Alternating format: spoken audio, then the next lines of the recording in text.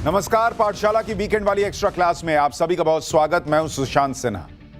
आपने एक मुहावरा सुना होगा, चोर चोर मौसेरे भाई। ये लाइनें पाकिस्तान के उस आर्मी चीफ असीम मुनीर और बांग्लादेश के कार्यवाहक प्रधानमंत्री मोहम्मद यूनुस पर 100% ठीक बैठती है। ये दोनों भले ही आज तक एक दूसरे से मिले नहीं हैं, मगर हिंदू हेट वाले एजेंडे को दम लगाकर हवा देने की कोशिश पूरी कर रहे हैं। मुल्ला मुनीर सो कॉल्ड मुस्लिम ब्रदरहुड के नाम पर एंटी इंडिया नैरेटिव सेट करने में लगा है, जबकि बांग्लादेश में हिंदुओं के खिलाफ एक तरह से कहें तो खुला खेल फर्रुखाबादी चलाया जा रहा है। मतलब हिंदू और हिंदुत्व की भावना के खिलाफ भरपूर नफरत।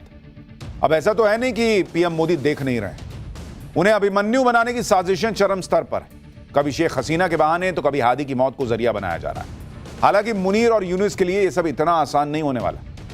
वो आग से खेलने की नाकाम कोशिश कर रहे हैं। कैसे मोदी के आगे मुल्ला मुनीर और मोहम्मद यूनुस का हिंदू विरोध वाला ये चैप्टर फेल हो जाएगा, आज पाठशाला की वीकेंड वाली एक्स्ट्रा क्लास में सबसे पहले इस रिपोर्ट में समझ लीजिए।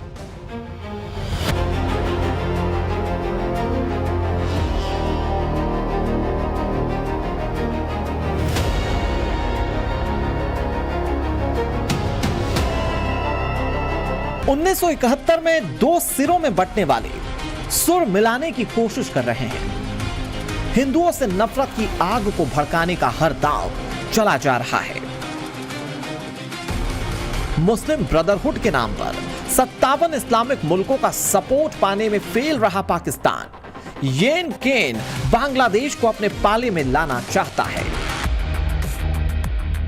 और इसके लिए उसने वही फॉर्मूला अपनाया जिसे सऊदी अरब के साथ समझौते का रूप दिया गया है।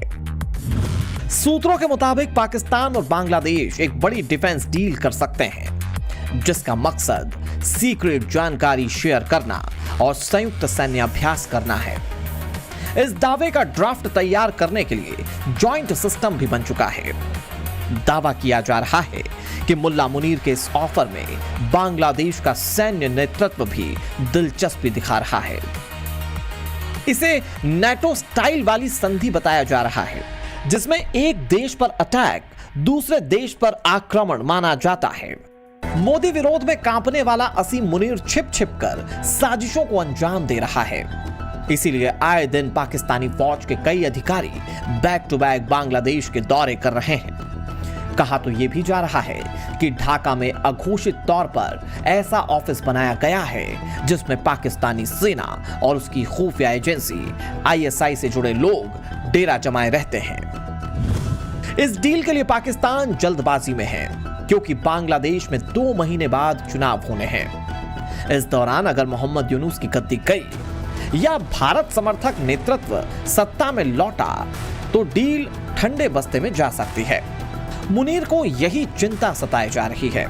वैसे यह पुष्टि नहीं हुई है कि पाकिस्तान और बांग्लादेश के बीच जिस संभावित डील की खबरें सामने आई हैं, उसमें परमाणु सहयोग शामिल होगा या फिर नहीं। मगर बड़ी विडंबना है कि बांग्लादेश के लिए यह इस तरह की पहली संधि हो सकती है, वो भी उस देश के साथ जिसकी फौज ने लाखों बांग्लादेशी नागरिकों का नरसंहार किया था। इस बात से इनकार नहीं किया जा सकता कि बांग्लादेश में इन दिनों जो कुछ चल रहा है उसके पीछे पाकिस्तान का हाथ होने के पूरे चांसेस हैं, क्योंकि षड्यंत्र के सिलेबस की बू तभी से आने लगी थी जब शेख हसीना सरकार का बांग्लादेश में तख्ता पलट हुआ। फिर पाकिस्तान और बांग्लादेश के रिश्तों में अचानक ऐसा मोड़ आया कि 1971 वाली यादें भुला दी गई। जो बांग्लादेश बीते 5 दशकों से पाकिस्तान से रणनीतिक तौर पर दूर था, अचानक इस्लामाबाद की आवभगत करने लगा। कैसे भाई? मुल्ला मुनीर के इशारे पर ढाका गए पाकिस्तान के विदेश मंत्री इशाक डार कहते हैं कि 1971 के सारे मुद्दे सुलझा लिए गए। कैसे भाई? कैसे हो रहा है ये सब?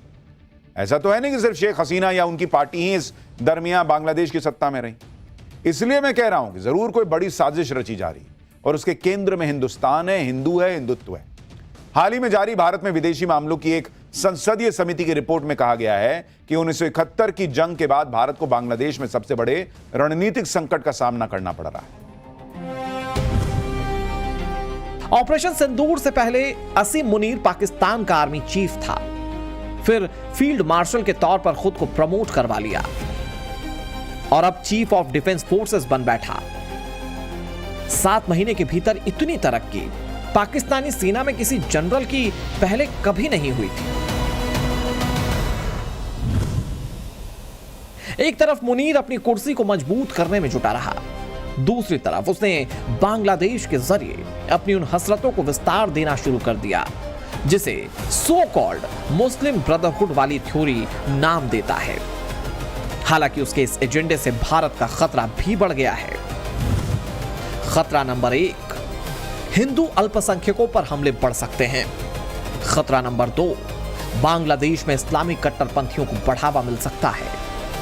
खतरा नंबर 3, भारत में अवैध घुसपैठ सिरदर्द बन सकता है। खतरा नंबर 4, भारत पाकिस्तान के साथ बांग्लादेश की नई जुगलबंदी का डर है। बांग्लादेश में हिंदू युवक दीपू दास की मॉब लिंचिंग हुई और हिंदुओं पर अत्याचार का नया एपिसोड शुरू हो गया। दहशत और बर्बरता के इस चैप्टर ने फिर से सवाल खड़े कर दिए कि आखिर बांग्लादेश में हिंदुओं को टारगेट क्यों किया जा रहा है। यह कोई पहली दफा नहीं है जब कट्टरपंथी जमात को लेकर सुलगते सवाल खड़े हो रहे हैं।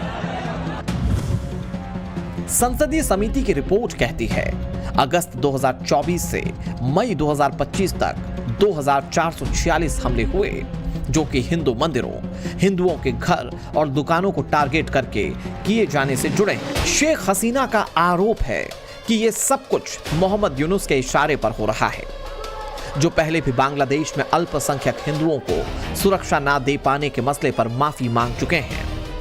बावजूद इसके आसिम मुनीर की सोहबत में यूनुस हिंदू फोबिया से लबालब हो रहे हैं। बांग्लादेश में अल्पसंख्यक हिंदुओं के खिलाफ धार्मिक उत्पीड़न की तस्वीर बेशक डरावनी है और चिंताजनक इसलिए भी क्योंकि पैटर्न पाकिस्तान जैसा है। 1947 में पाकिस्तान में हिंदुओं की आबादी 20% थी, जो अब घटकर 1.9% रह गई है, जबकि इसी तरह बांग्लादेश के गठन के समय हिंदुओं की संख्या 22% थी। ये आंकड़ा 8% से भी कम है। जबरन धर्मांतरण, हिंसा और असुरक्षा की भावना के बाद दोनों मुल्कों में आई राजनीतिक अस्थिरता ने भी हालात विकट कर दिए हैं। इसी से पैदा हुआ नया संकट जिसे घुसपैठ की शक्ल में देखा जाता है। ये घुसपैठ दो तरह के हैं। पहला पाकिस्तान की तरफ से आतंकवाद के रूप में, जबकि दूसरा बांग्लादेश की साइड से रोहिंग्याओं और अवैध बांग्लादेशियों के तौर पर। पाकिस्तान की भरसक कोशिश रहती है कि आतंकी गुटों के जरिए भारत में अस्थिरता लगातार बनी रहे, मगर मोदी सरकार का संकल्प कायर फौज पर भारी पड़ा। इक्का दुक्का मौकों को छोड़ दिया जाए तो आंकड़ों के बरक्स एलओसी से होने वाली घुसपैठ में कमी आई है। बाकी कसर सर्जिकल स्ट्राइक, एयर स्ट्राइक और ऑपरेशन सिंदूर ने पूरी कर दी। मजहबी कट्टरता की मांद में डूबा मुल्ला मुनीर आवाम को यह बताने की हिम्मत नहीं जुटा पा रहा है कि मई महीने में भारत ने ताउम्र ना भूलने वाला सबक सिखाया। उसकी स्लीपर सेल वाली प्लानिंग पूरी तरह से फेल कर दी। ख्वाबों में मोदी के नाम से भी डरने वाले मुनीर ने बांग्लादेश के बहाने अपनी घुसपैठ वाली हसरतों को परवान चढ़ाने की सोच पाल रखी है। आंकड़े कहते हैं कि 2025 में भारत बांग्लादेश सीमा पर घुसपैठ की 1104 कोशिशें हुई। इस दौरान 2556 गिरफ्तारियां की गईं। सुरक्षा बलों की सक्रियता ने पाकिस्तान की खुफिया एजेंसी और बांग्लादेश के कट्टरपंथी संगठन जमात इस्लामी के इरादों को ध्वस्त करने की भरपूर कोशिश की। दावा तो यह भी किया जा रहा है कि बांग्लादेश में आतंकी ट्रेनिंग कैंप शुरू कर दिए गए, जिनमें पहुंचने वाले आतंकी मजहबी आधार पर भड़काऊ भाषण दे रहे हैं और घुसपैठ के तौर तरीकों पर लेक्चर दे रहे हैं। चीन और पाकिस्तान के बाद बांग्लादेश में हिंदुस्तान विरोधी गतिविधियों को बढ़ावा मिला तो ये खबरें तेजी से पैर पसारने लगी कि मोदी के सामने 3.5 मोर्चों का चैलेंज है। और बांग्लादेश का डर इसलिए भी ज्यादा है क्योंकि दोनों देश जिस बॉर्डर एरिया को शेयर करते हैं उसके एक बड़े हिस्से पर फेंसिंग नहीं है, मतलब घुसपैठ बढ़ने की आशंका और उसके आड़ में आतंकियों की भारत में एंट्री का नया रूट खोजे जाने का डर। लेकिन प्रधानमंत्री नरेंद्र मोदी ने नई दिल्ली से सुनिश्चित कर दिया कि बहुतों के लिए यह सब सोचना आसान है, मगर उनकी डिक्शनरी में इसके लिए एक अलग कॉलम है जिसमें बोल्ड अक्षरों में घुसपैठियों के लिए सख्त चेतावनी लिखी गई है।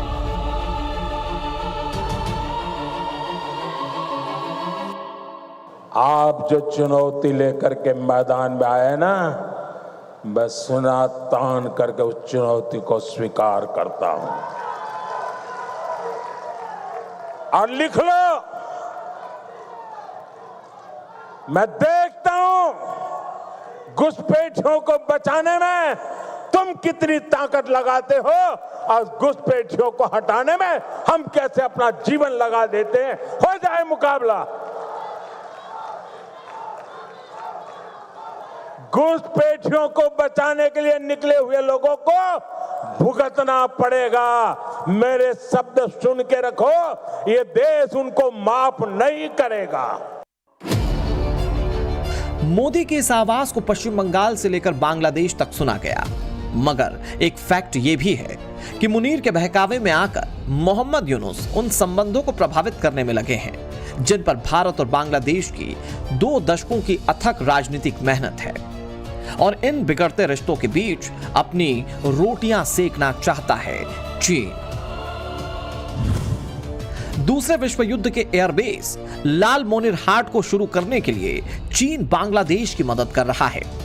यह एयरबेस भारत से मात्र 20 किलोमीटर की दूरी पर है। इसके अलावा मोंगला पोर्ट को लेकर मार्च 2025 में एक डील बांग्लादेश के साथ की गई है। इसके लिए चीन $370 मिलियन का निवेश करेगा। त्रिपुरा से महज 72 किलोमीटर दूर चटगांव पोर्ट के बहाने चीन की नजर नॉर्थ ईस्ट पर है। चीन यहां सबमरीन, सर्विलांस और रिसर्च वेसल के लिए इंफ्रास्ट्रक्चर बनाने की जुगत में है कि भारत की घेराबंदी के लिए पाकिस्तान ने सैन्य सहयोग भी दिया है, और इसी मकसद के साथ पाकिस्तानी युद्धपोत PNS सैफ 1971 की जंग के बाद पहली बार चटगांव पोर्ट पहुंचा था। बांग्लादेश में कट्टरपंथियों की फौज तैयार करके मोहम्मद यूनुस और पाकिस्तानी मुनीर की नजर भारत के चिकन स्नेक पर है। चिकन स्नेक के बारे में हम आपको पाठशाला में पहले बता चुके हैं कि चिकन स्नेक को सिलीगुड़ी कॉरिडोर भी कहा जाता है, और यह कॉरिडोर सिर्फ 22 किलोमीटर ही चौड़ा है। इस कॉरिडोर में बिहार का कुछ हिस्सा आता है, पश्चिम बंगाल का कुछ हिस्सा आता है। यह कॉरिडोर भारत के 8 उत्तर पूर्वी राज्यों को देश के बाकी हिस्सों से जोड़ने वाला एकमात्र रास्ता है। इसलिए रास्ता भारत की संप्रभुता और सामरिक दृष्टि से बहुत इंपॉर्टेंट है। अगर इस कॉरिडोर पर अटैक हो जाए तो भारत के बाकी हिस्सों का नॉर्थ ईस्ट का जो कनेक्शन है वो कटने का खतरा सीधे सीधे रहता है। भारत के चिकन स्नेक के एक साइड में नेपाल है, दूसरे साइड में बांग्लादेश है और एक साइड में भूटान है। इसके वेस्ट में नेपाल है, नॉर्थ में भूटान है और साउथ में बांग्लादेश है। सिलीगुड़ी कॉरिडोर के आसपास करीब 80 छोटे टाउन और गांव हैं। इसका कुछ हिस्सा बिहार के किशनगंज में भी आता है और कुछ हिस्सा पश्चिम बंगाल के दार्जिलिंग, उत्तरी दिनाजपुर, जलपाईगुड़ी, अलीपुर द्वार और कूच बिहार में आता है। कि हिंदू हेट की पराकाष्ठा लिखी जा रही है, उसे प्रधानमंत्री नरेंद्र मोदी दिल्ली में बैठकर देख रहे हैं, बकायदा स्टडी भी कर रहे हैं। मोदी भले ही आधिकारिक रूप से बयान नहीं दे रहे, मगर इग्नोर भी नहीं कर रहे। भारत ने बांग्लादेश के उच्चायुक्त रियाज हमीदुल्लाह को एक हफ्ते में 2 बार तलब किया। भारत विदेश मंत्रालय ने बांग्लादेश में अल्पसंख्यकों पर हो रहे हमले पर चिंता जताई और उस फेक नैरेटिव को खारिज कर दिया जिसमें हादी के हत्यारे के भारत भागने की बात कही गई। नमस्कार, पाठशाला की वीकेंड वाली एक्स्ट्रा क्लास में आप सभी का बहुत स्वागत। मैं हूं सुशांत सिन्हा। आपने एक मुहावरा सुना होगा, चोर चोर मौसेरे भाई। ये लाइनें पाकिस्तान के उस आर्मी चीफ असीम मुनीर और बांग्लादेश के कार्यवाहक प्रधानमंत्री मोहम्मद यूनुस पर 100% ठीक बैठती है। ये दोनों भले ही आज तक एक दूसरे से मिले नहीं हैं, मगर हिंदू हेट वाले एजेंडे को दम लगाकर हवा देने की कोशिश पूरी कर रहे हैं। मुल्ला मुनीर सो कॉल्ड मुस्लिम ब्रदरहुड के नाम पर एंटी इंडिया नैरेटिव सेट करने में लगा है, जबकि बांग्लादेश में हिंदुओं के खिलाफ एक तरह से कहें तो खुला खेल फरूखाबादी चलाया जा रहा है। मतलब हिंदू और हिंदुत्व की भावना के खिलाफ भरपूर नफरत। अब ऐसा तो है नहीं कि पीएम मोदी देख नहीं रहे, उन्हें अभिमन्यु बनाने की साजिशें चरम स्तर पर है। कभी शेख हसीना के बहाने तो कभी हादी की मौत को जरिया बनाया जा रहा है। हालांकि मुनीर और यूनुस के लिए यह सब इतना आसान नहीं होने वाला। वो आग से खेलने की नाकाम कोशिश कर रहे हैं। कैसे मोदी के आगे मुल्ला मुनीर और मोहम्मद यूनुस का हिंदू विरोध वाला यह चैप्टर फेल हो जाएगा, आज पाठशाला की वीकेंड वाली एक्स्ट्रा क्लास में सबसे पहले इस रिपोर्ट में समझ लीजिए।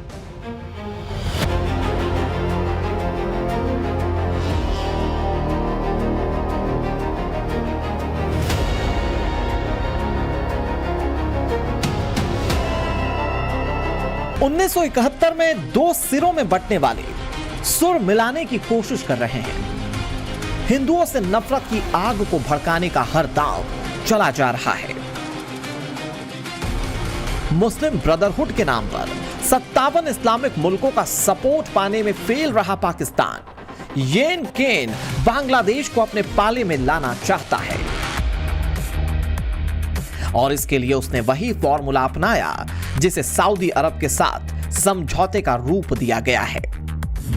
सूत्रों के मुताबिक पाकिस्तान और बांग्लादेश एक बड़ी डिफेंस डील कर सकते हैं जिसका मकसद सीक्रेट जानकारी शेयर करना और संयुक्त सैन्य अभ्यास करना है। इस दावे का ड्राफ्ट तैयार करने के लिए जॉइंट सिस्टम भी बन चुका है।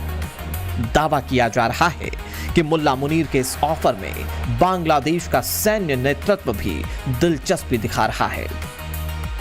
इसे नेटो स्टाइल वाली संधि बताया जा रहा है जिसमें एक देश पर अटैक दूसरे देश पर आक्रमण माना जाता है। मोदी विरोध में कांपने वाला असीम मुनीर छिप छिप कर साजिशों को अंजाम दे रहा है। इसीलिए आए दिन पाकिस्तानी फौज के कई अधिकारी बैक टू बैक बांग्लादेश के दौरे कर रहे हैं। कहा तो यह भी जा रहा है कि ढाका में अघोषित तौर पर ऐसा ऑफिस बनाया गया है जिसमें पाकिस्तानी सेना और उसकी खुफिया एजेंसी ISI से जुड़े लोग डेरा जमाए रहते हैं। इस डील के लिए पाकिस्तान जल्दबाजी में है क्योंकि बांग्लादेश में 2 महीने बाद चुनाव होने हैं। इस दौरान अगर मोहम्मद यूनुस की गद्दी गई या भारत समर्थक नेतृत्व सत्ता में लौटा तो डील ठंडे बस्ते में जा सकती है। मुनीर को यही चिंता सताए जा रही है। वैसे यह पुष्टि नहीं हुई है कि पाकिस्तान और बांग्लादेश के बीच जिस संभावित डील की खबरें सामने आई हैं उसमें परमाणु सहयोग शामिल होगा या फिर नहीं। मगर बड़ी विडंबना है कि बांग्लादेश के लिए यह इस तरह की पहली संधि हो सकती है, वो भी उस देश के साथ जिसकी फौज ने लाखों बांग्लादेशी नागरिकों का नरसंहार किया था। इस बात से इनकार नहीं किया जा सकता कि बांग्लादेश में इन दिनों जो कुछ चल रहा है उसके पीछे पाकिस्तान का हाथ होने के पूरे चांसेस हैं, क्योंकि षड्यंत्र के सिलेबस की बू तभी से आने लगी थी जब शेख हसीना सरकार का बांग्लादेश में तख्ता पलट हुआ। फिर पाकिस्तान और बांग्लादेश के रिश्तों में अचानक ऐसा मोड़ आया कि 1971 वाली यादें भुला दी गई। जो बांग्लादेश बीते 5 दशकों से पाकिस्तान से रणनीतिक तौर पर दूर था, अचानक इस्लामाबाद के अवगत करने लगा। कैसे भाई? मुल्ला मुनीर के इशारे पर ढाका गए पाकिस्तान के विदेश मंत्री इशाक डार कहते हैं कि 1971 के सारे मुद्दे सुलझा लिए गए। कैसे भाई? कैसे हो रहा है ये सब? ऐसा तो है नहीं कि सिर्फ शेख हसीना या उनकी पार्टी ही इस दरमियान बांग्लादेश की सत्ता में रही। इसलिए मैं कह रहा हूं कि जरूर कोई बड़ी साजिश रची जा रही और उसके केंद्र में हिंदुस्तान है, हिंदू है, हिंदुत्व है। हाल ही में जारी भारत में विदेशी मामलों की एक संसदीय समिति की रिपोर्ट में कहा गया है कि 1971 की जंग के बाद भारत को बांग्लादेश में सबसे बड़े रणनीतिक संकट का सामना करना पड़ रहा है। ऑपरेशन सिंदूर से पहले असीम मुनीर पाकिस्तान का आर्मी चीफ था, फिर फील्ड मार्शल के तौर पर खुद को प्रमोट करवा लिया और अब चीफ ऑफ डिफेंस फोर्सेस बन बैठा। 7 महीने के भीतर इतनी तरक्की पाकिस्तानी सेना में किसी जनरल की पहले कभी नहीं हुई थी। एक तरफ मुनीर अपनी कुर्सी को मजबूत करने में जुटा रहा, दूसरी तरफ उसने बांग्लादेश के जरिए अपनी उन हसरतों को विस्तार देना शुरू कर दिया जिसे सो कॉल्ड मुस्लिम ब्रदरहुड वाली थ्योरी नाम देता है। हालांकि उसके इस एजेंडे से भारत का खतरा भी बढ़ गया है। खतरा नंबर 1, हिंदू अल्पसंख्यकों पर हमले बढ़ सकते हैं। खतरा नंबर 2, बांग्लादेश में इस्लामी कट्टरपंथियों को बढ़ावा मिल सकता है। खतरा नंबर 3, भारत में अवैध घुसपैठ सिरदर्द बन सकता है। खतरा नंबर 4, भारत पाकिस्तान के साथ बांग्लादेश की नई जुगलबंदी का डर है। बांग्लादेश में हिंदू युवक दीपू दास की मॉब लिंचिंग हुई और हिंदुओं पर अत्याचार का नया एपिसोड शुरू हो गया। दहशत और बर्बरता के इस चैप्टर ने फिर से सवाल खड़े कर दिए कि आखिर बांग्लादेश में हिंदुओं को टारगेट क्यों किया जा रहा है। यह कोई पहली दफा नहीं है जब कट्टरपंथी जमात को लेकर सुलगते सवाल खड़े हो रहे हैं। संसदीय समिति की रिपोर्ट कहती है अगस्त 2024 से मई 2025 तक 2446 हमले हुए जो कि हिंदू मंदिरों, हिंदुओं के घर और दुकानों को टारगेट करके किए जाने से जुड़े हैं। शेख हसीना का आरोप है कि यह सब कुछ मोहम्मद यूनुस के इशारे पर हो रहा है, जो पहले भी बांग्लादेश में अल्पसंख्यक हिंदुओं को सुरक्षा ना दे पाने के मसले पर माफी मांग चुके हैं। बावजूद इसके आसिम मुनीर की सोहबत में यूनुस हिंदू फोबिया से लबालब हो रहे हैं। बांग्लादेश में अल्पसंख्यक हिंदुओं के खिलाफ धार्मिक उत्पीड़न की तस्वीर बेशक डरावनी है और चिंताजनक इसलिए भी क्योंकि पैटर्न पाकिस्तान जैसा है। 1947 में पाकिस्तान में हिंदुओं की आबादी 20% थी, जो अब घटकर 1.9% रह गई है, जबकि इसी तरह बांग्लादेश के गठन के समय हिंदुओं की संख्या 22% थी। ये आंकड़ा 8% से भी कम है। जबरन धर्मांतरण, हिंसा और असुरक्षा की भावना के बाद दोनों मुल्कों में आई राजनीतिक अस्थिरता ने भी हालात विकट कर दिए हैं। इसी से पैदा हुआ नया संकट, जिसे घुसपैठ की शक्ल में देखा जाता है। ये घुसपैठ दो तरह के हैं। पहला, पाकिस्तान की तरफ से आतंकवाद के रूप में, जबकि दूसरा बांग्लादेश की साइड से रोहिंग्याओं और अवैध बांग्लादेशियों के तौर पर। पाकिस्तान की भरसक कोशिश रहती है कि आतंकी गुटों के जरिए भारत में अस्थिरता लगातार बनी रहे, मगर मोदी सरकार का संकल्प कायर फौज पर भारी पड़ा। इक्का दुक्का मौकों को छोड़ दिया जाए तो आंकड़ों के बरक्स एलओसी से होने वाली घुसपैठ में कमी आई है।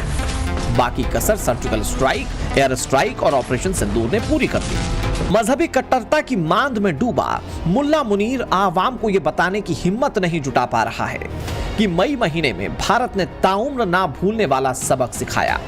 उसकी स्लीपर सेल वाली प्लानिंग पूरी तरह से फेल कर दी। ख्वाबों में मोदी के नाम से भी डरने वाले मुनीर ने बांग्लादेश के बहाने अपनी घुसपैठ वाली हसरतों को परवान चढ़ाने की सोच पाल रखी है। आंकड़े कहते हैं कि 2025 में भारत बांग्लादेश सीमा पर घुसपैठ की 1104 कोशिशें हुई।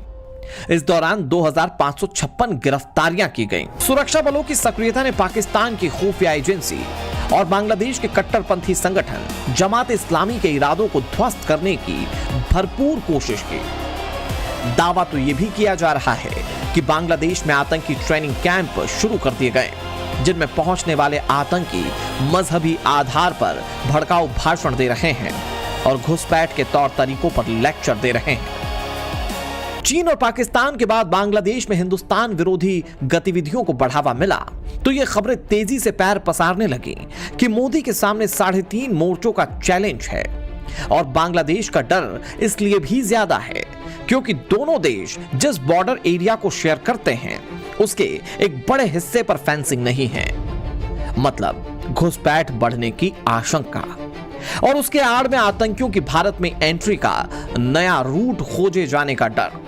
लेकिन प्रधानमंत्री नरेंद्र मोदी ने नई दिल्ली से सुनिश्चित कर दिया कि बहुतों के लिए यह सब सोचना आसान है, मगर उनकी डिक्शनरी में इसके लिए एक अलग कॉलम है जिसमें बोल्ड अक्षरों में घुसपैठियों के लिए सख्त चेतावनी लिखी गई है।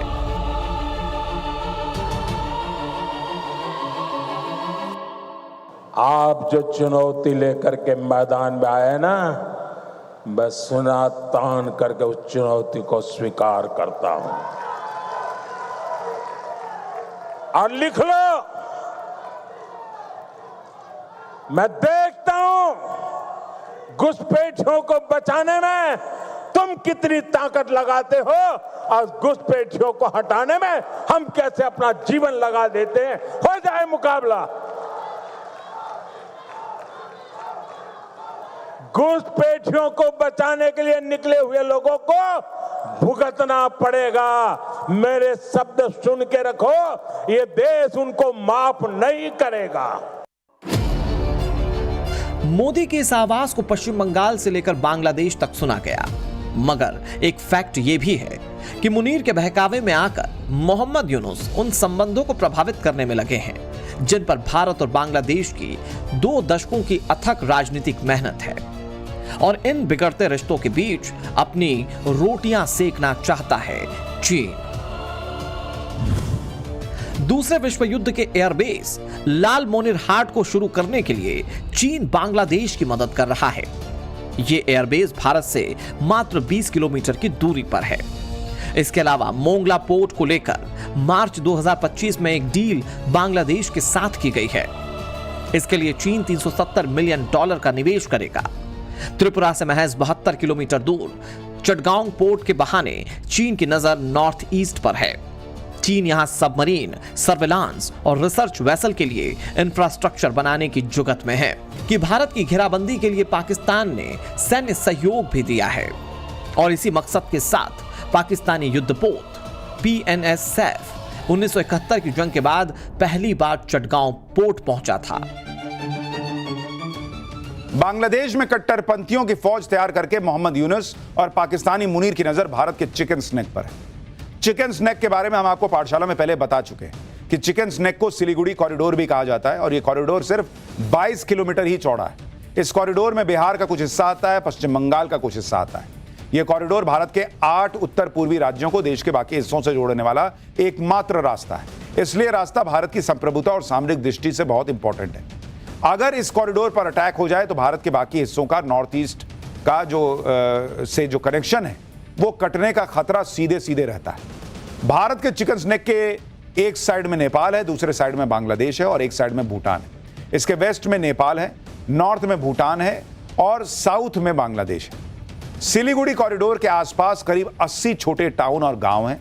इसका कुछ हिस्सा बिहार के किशनगंज में भी आता है और कुछ हिस्सा पश्चिम बंगाल के दार्जिलिंग, उत्तरी दिनाजपुर, जलपाईगुड़ी, अलीपुर द्वार और कूच बिहार में आता है। कि हिंदू हेट की पराकाष्ठा लिखी जा रही है, उसे प्रधानमंत्री नरेंद्र मोदी दिल्ली में बैठकर देख रहे हैं, बकायदा स्टडी भी कर रहे हैं। मोदी भले ही आधिकारिक रूप से बयान नहीं दे रहे, मगर इग्नोर भी नहीं कर रहे। भारत ने बांग्लादेश के उच्चायुक्त रियाज हमीदुल्लाह को एक हफ्ते में 2 बार तलब किया। भारत विदेश मंत्रालय ने बांग्लादेश में अल्पसंख्यकों पर हो रहे हमले पर चिंता जताई और उस फेक नैरेटिव को खारिज कर दिया जिसमें हादी के हत्यारे के भारत भागने की बात कही गई।